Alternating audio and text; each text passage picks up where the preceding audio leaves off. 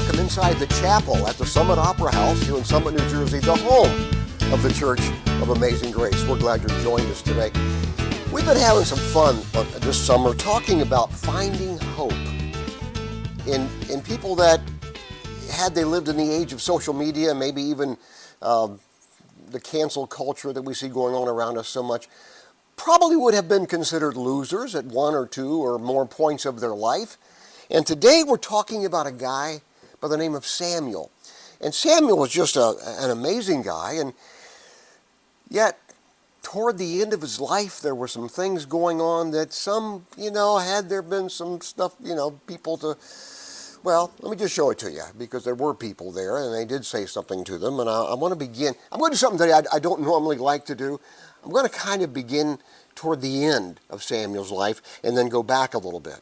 But don't forget, as we have each one of these people we've talked about, they're all mentioned in the New Testament book of Hebrews in chapter 11. Some people call that the Faith Hall of Fame. Some think that's a little cheesy. I don't know. I kind of like it myself, but hey, what does that say? And in Hebrews chapter 11, it goes like this. I could go on, but I've run out of time. There are so many more: Gideon, Barak, Samson, Jephthah. We've talked about all those guys. David, that's next week. Samuel and the prophets. And look what he says. Through acts of faith, they toppled kingdoms, made justice work, took the promises for themselves. Pretty good stuff there, right? So here he is. We know he was a man of faith. But I want to begin, as I said, toward the end of his life, one particular passage that, I don't know, maybe you're aware of it, maybe you're not, but it's in 1 Samuel chapter 8. And it goes like this. When Samuel got to be an old man, he set his sons up as judges in Israel. His firstborn son was named Joel. That's not the the Old Testament prophet who later writes a book in the Old Testament. The name of his second was Abijah. They were assigned duty in Beersheba, but his sons didn't take after him. They were out for what they could get for themselves, taking bribes and corrupting justice. It got bad. It got really bad. It got so bad, as a matter of fact, look what happens. Fed up, all the elders of Israel got together. They confronted Samuel at Ramah. They presented their case. Look, you're an old man. Nobody ever wants to hear that, right? Yeah, believe me. You're an old man, and your sons aren't following in your footsteps. Here's what we want you to do. Appoint a king to rule us just like everyone else. Of course, Samuel was not happy about that, because these people had been really ruled. They had pretty much what we would call a theocracy, where God was basically ruling over them, in this particular case through judges and so forth. So he wasn't happy about that. But it is what it is. And I will just tell you this. We talk about social media, cancel culture, so forth and so forth. Had there been social media, there probably would have been a writer from the Hebrew Post who would have written something like this, for a tweet at least. The great man of God, the kingmaker, he was a kingmaker, I'll tell you that, and I'll show you that in a minute, raises his sons who are scoundrels, dishonest, altogether rotten little dirtbag thugs. I mean, it could have happened, right? It certainly was true. Fortunately for Samuel and for us, many years later, that wasn't what characterized his life. And we're going to talk more about that in just a moment.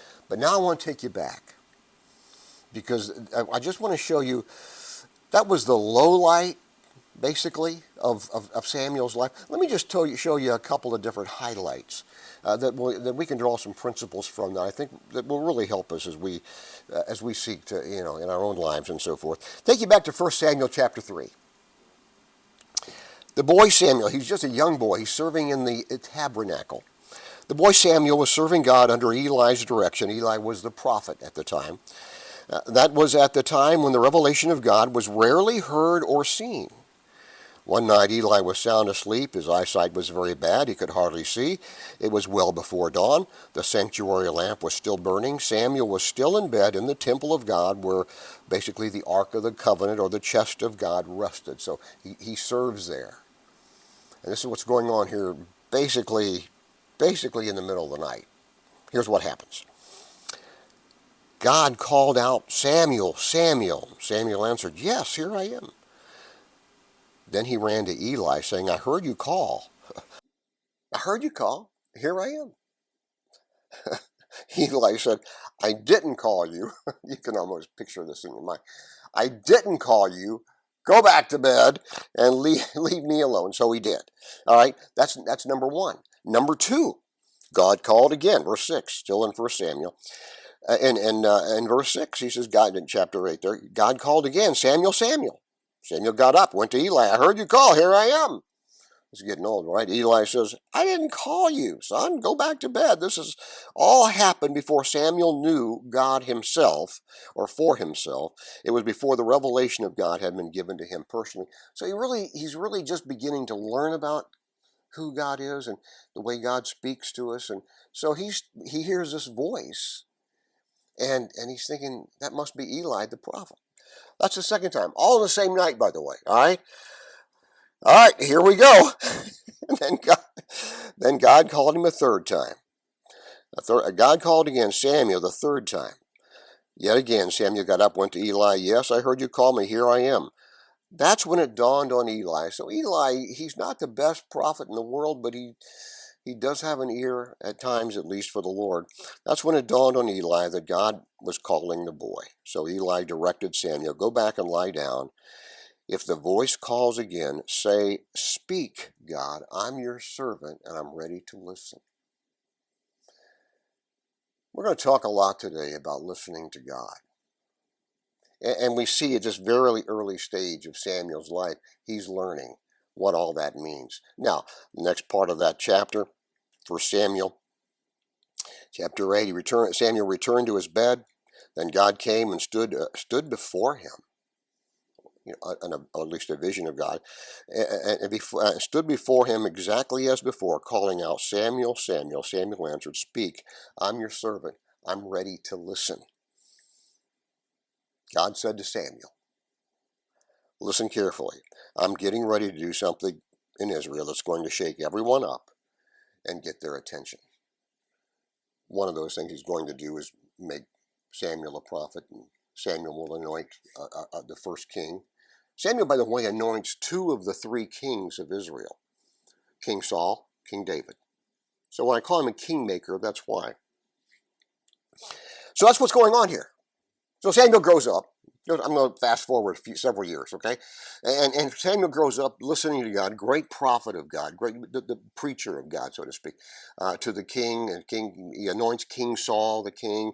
King Saul, in the beginning, a lot of people don't know, King Saul in the beginning was really a good king. But things kind of got off the tracks, and he started being a little too full of himself, which sometimes happens.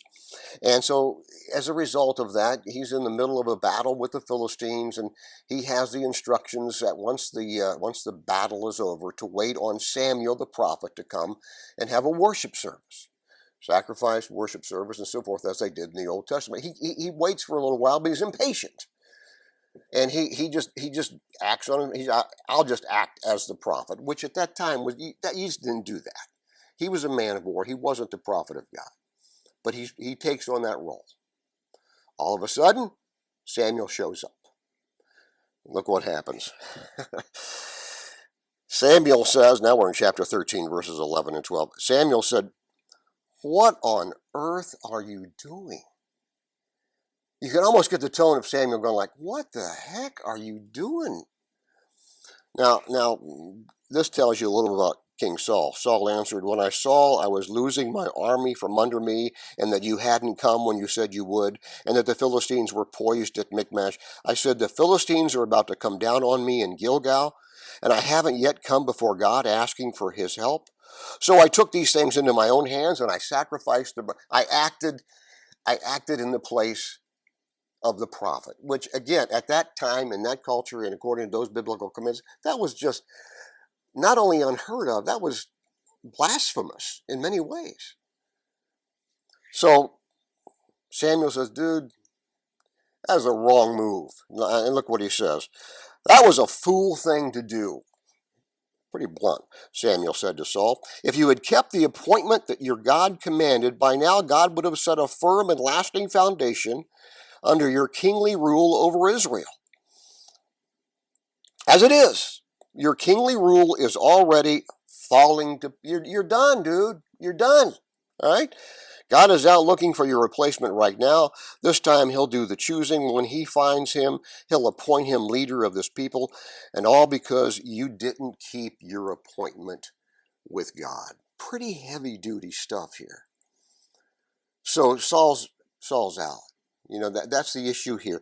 And I'm especially interested in Samuel talking about the importance for Saul, the king at that point, to listen to the God who anointed him as the king of the people of God, the Israelites.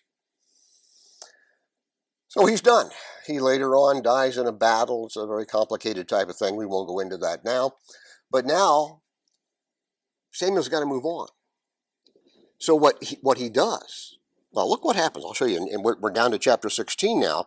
God addresses Samuel. He says, Samuel, what's going on? So how long are you going to mope over Saul?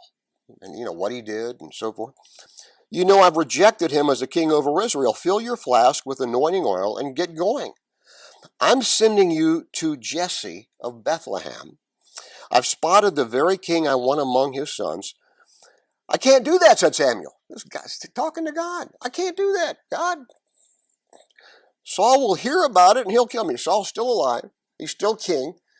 He hasn't been deposed and dying, which he will later on. Not too much further into the distance, actually, in the future. But Samuel doesn't know that at this point.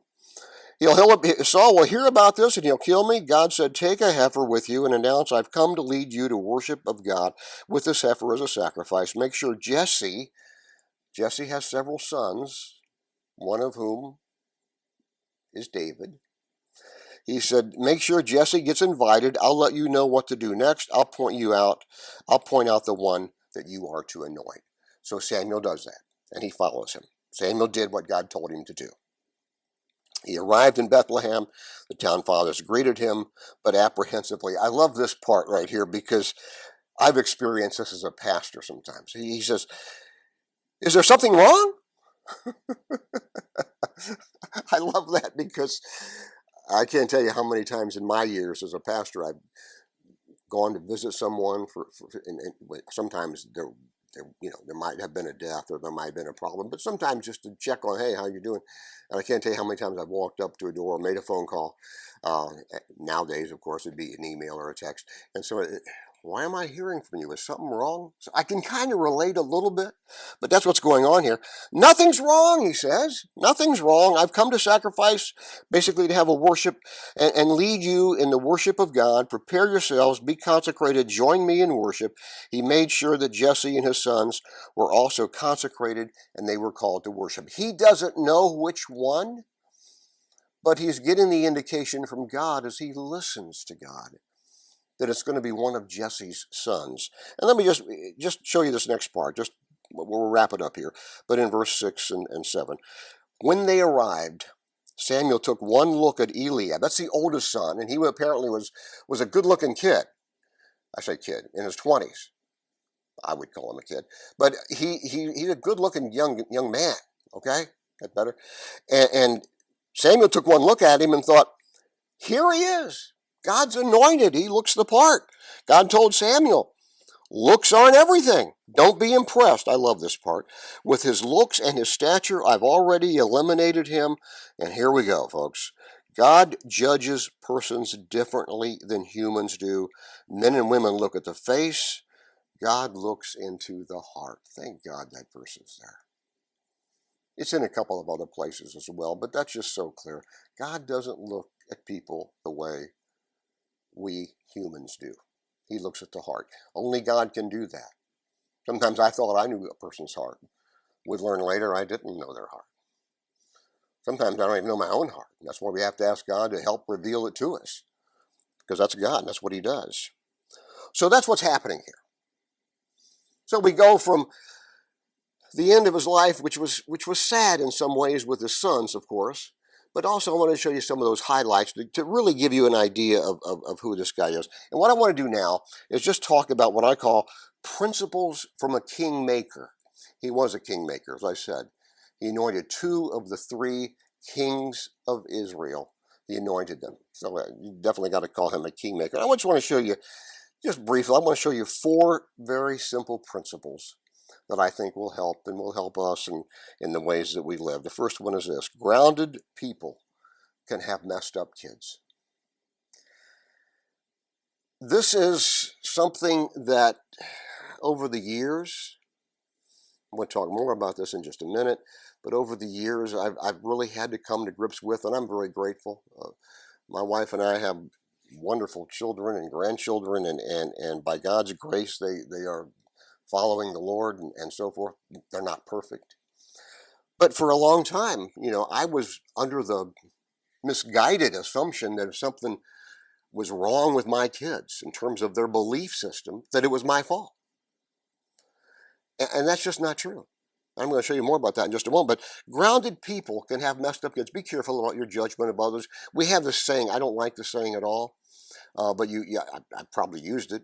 They say the apple doesn't fall too far from the tree when they talk about kids and how they may be like their mother or their father or even their grandparents or whatever.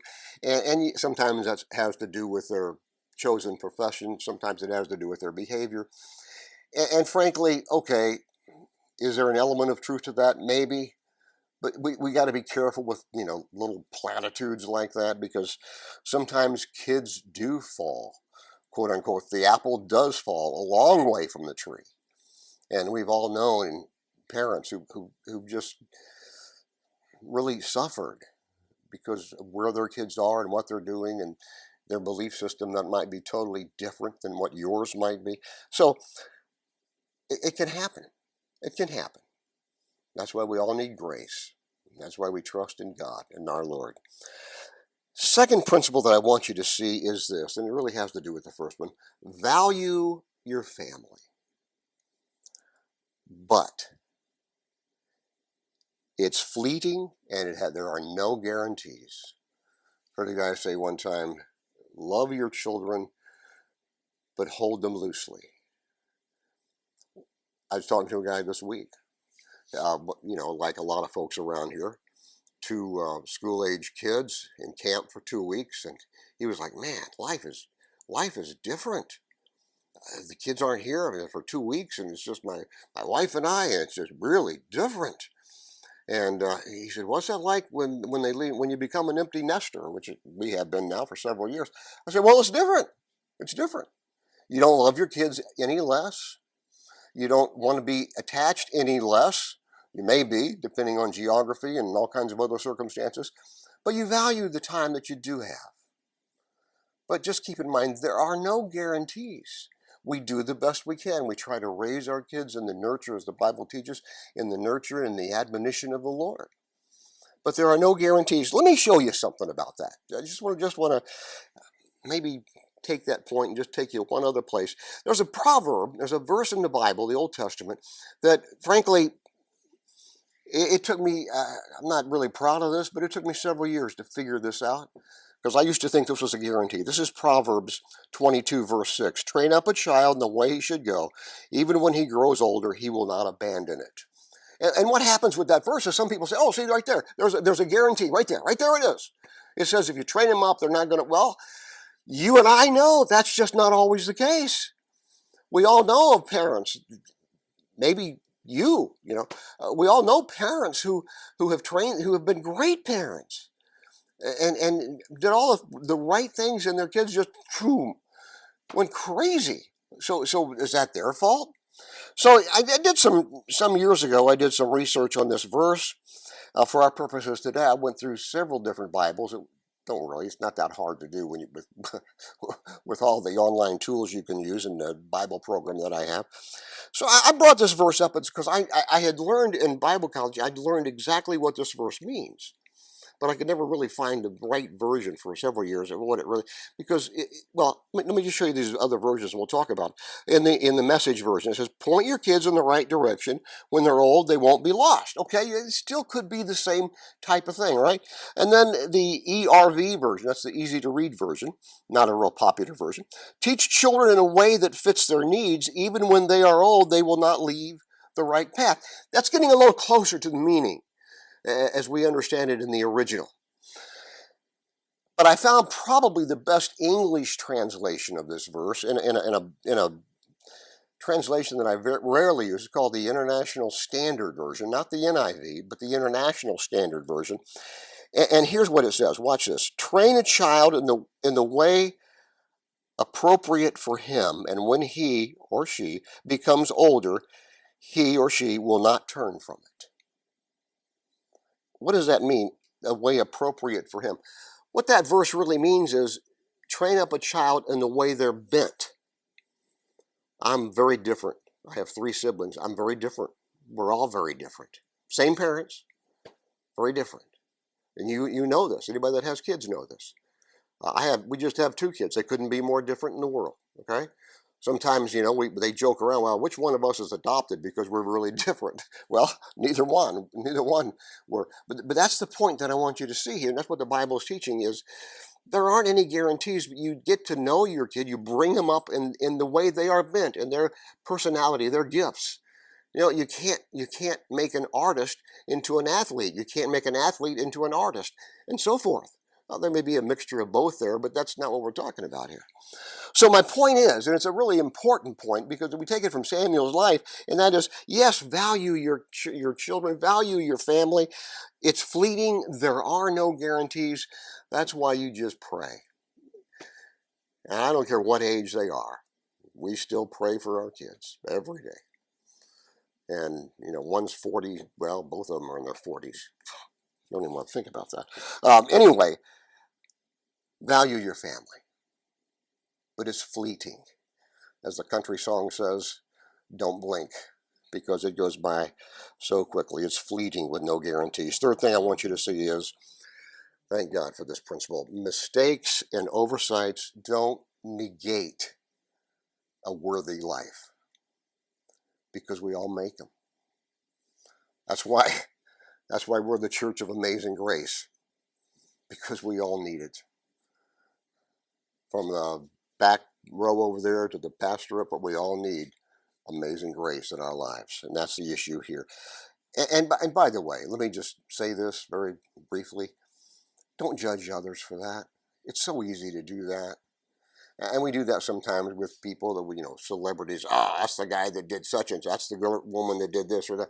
You don't need to do that. And first of all, just because they're celebrities and just because they're all over page 6 in the Post or whatever it might be, it's really none of our business anyway. If you think about somebody like that, pray for them. I have a good friend, actually. We have a good friend that I'm not going to name drop here, but had done some controversial things, and somebody, and this person's a believer, a devoted believer, and they told my wife and I about some things that people had said, I can't believe you did this or did that, and her response was, pray for me, and I like that, whoever it might be. You see something, you think, hey, that person's this, or that person's, they're worth it. Pray for them. God knows they need it, and you probably, as my friend used to say, they need the prayer, and you probably need to practice, right? So there you go. Mistakes and oversights don't negate a worthy life. Last thing that I want you to see, and really, I don't know if it's the most important, but it's a very important one. Seek a connectedness with the whisperings of God. If Samuel teaches us anything, this guy was connected from a very early childhood when he couldn't discern the voice of God from the voice of a human being. If Samuel teaches us anything, it is we need to be sensitive to the whisperings of God. God deals with us. God speaks with us all the time. Let me just show you this, and we'll talk about it a little bit. It's from one of my heroes. He's no longer with us. He's now with the Lord, but his name is Henry Nouwen, and Dutch guy. Some people say it's Andre. It's not. He wasn't French. It's Henry. It's Henry Nouwen, and that's how people refer to him. And he said this, and this just really sort of puts the whole practice and all these principles into a nutshell for us. Prayer is first of all listening to God. It's openness. This is so good. It's listening to God. It's openness. Now watch what he does with this. God is always speaking. He's always doing something. Prayer is to enter into that activity. Convert your thoughts into prayer. Isn't that good? Convert your thoughts into prayer. As we are involved in unceasing thinking, so we are called to unceasing prayer. The difference is not that prayer is thinking about other things, but that prayer is thinking in dialogue. It's a conversation with God. I love that. It includes everything there. It's listening, just in the daily, just the daily walking and talking of life. And when you're by yourself and you're taking your walk or you're walking your dog or whatever you do, it's listening to God and just, hey, God, Lord, help me with this situation. It's on my brain right now. Help my son or my daughter, and they're dealing with this, and nothing more I can do to help them. Lord, be with them. It's that's just so good. As we are involved in unceasing thinking, so we are called to unceasing prayer. The difference is not that and that's just so good. The difference is not, that it's the prayer. Yeah, I want to make this clear. The difference is not that prayer is thinking about other things, but that prayer is thinking in dialogue, a conversation with God. That's why the Bible tells us to pray unceasing, pray at all times. Some great truth. May God take this and may it make a difference in your life and how you live and what you're doing and just how you conduct yourself on a day-to-day basis. Hey, thanks for being a part of this. Thanks for listening. Thanks for being right here with us at the Church of Amazing Grace. Hope you have a great week, and I also pray that our Lord will bless you really, really well. Have a great week. Crown him with many crowns.